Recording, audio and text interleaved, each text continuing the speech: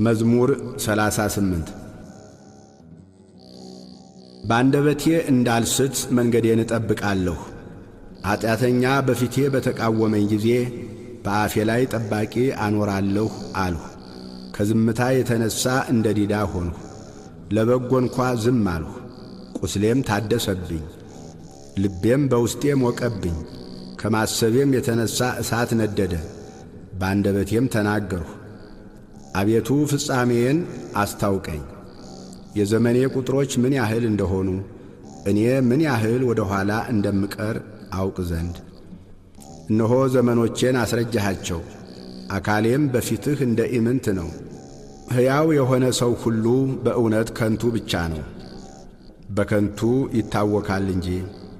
በእውነት ሰው እንደ ጥላ ይመላለሳል፣ ያከማቻል፣ የሚሰበስብለትንም አያውቅም። አሁንስ ተስፋዬ ማን ነው? እግዚአብሔር አይደለምን? ትዕግሥቴም ካንተ ዘንድ ነው።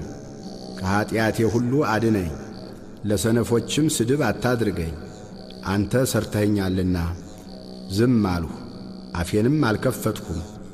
መቅሰፍትህን ከእኔ አርቅ፣ ከእጅህ ብርታት የተነሣ አልቄአለሁና።